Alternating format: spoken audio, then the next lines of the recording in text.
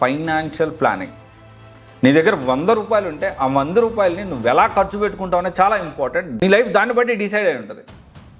సాధ్యమైనంత వరకు ఒక ప్లానింగ్ అనేది ఉండాలి. ఒక ఫ్యూచర్ కొంచెమన్నా మనకి సపోర్ట్ అనేది ఉండాలి, బ్యాకప్ అనేది ఉండాలి.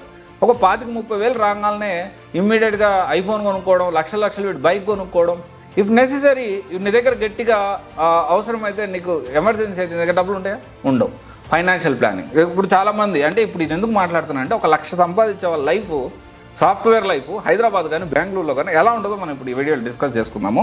ఒక బేసిక్ ఒక 12 లక్షల ప్యాకేజ్ అనుకుందాం. దాంట్లో ట్యాక్స్, పిఎఫ్, ట్యాక్స్ అంటే లేదనుకోండి, పిఎఫ్, గ్రాట్యుటీ అని, దాని తర్వాత హౌస్ రెంట్, హెచ్ఆర్ఏ అని, ఇక రకరకాల అవి ఇవి మొత్తం ఓవరాల్గా కటింగ్స్ అవి ఇవి పోను 12 లాక్స్ ప్యాకేజ్ అంటే వేరియబుల్ పే ఎంత ఉంటుంది. సో తర్వాత ఇక రకరకాలు ఓవరాల్గా అంటే ఒక తక్కువలో తక్కువ ఒక 80,000, ఎక్కువలో ఎక్కువ ఒక యావరేజ్న ఒక సాఫ్ట్వేర్ ఒక 12 లక్షల ప్యాకేజ్ ఉన్న అతనికి యావరేజ్న ఒక 80,000 నెలకి వస్తున్నాయి. అయితే హైదరాబాద్ కానీ బెంగళూరులో కానీ 1 లక్ష జీతంతో బతకడం ఎంత కష్టమో మేము ఇంకా ఎక్స్ప్లెయిన్ చేస్తాను.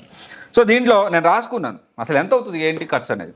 మనకి ఇక్కడ ట్రావెలింగ్, మీరు ఎక్కడ యూ రిసైడ్ ఎనీథింగ్ అంటే మనం అక్కడ మాదాపూర్లో ఉంటే మనకి రెంటే 30,000 ఉంటుంది. 2 BHK గురించి మాట్లాడుతున్నాం. సో అలా కాకుండా ఎల్బీ నగర్, ఉప్పల్ అటు చూసుకుంటే బాచుపల్లి కానీ, లేకపోతే అవతలకి ఇంకా కొత్తపేట కానీ, లేకపోతే ఇంకా అటు లోపలికి వెళ్తూ ఉంటే ఓవరాల్గా మీరు మీ ఆఫీస్ ఎక్కడన్నా ఉండండి, మీరు ఎక్కడి నుంచి అని ఉండింది దగ్గర కాకుండా ఉంటే మినిమం అప్ అండ్ డౌన్ మీకు 200 రూపాయలు అవుతాయి పర్ డేకి. వాళ్ళు ఉప్పల్ అనుకోండి మినిమం 200 అవుతాయి.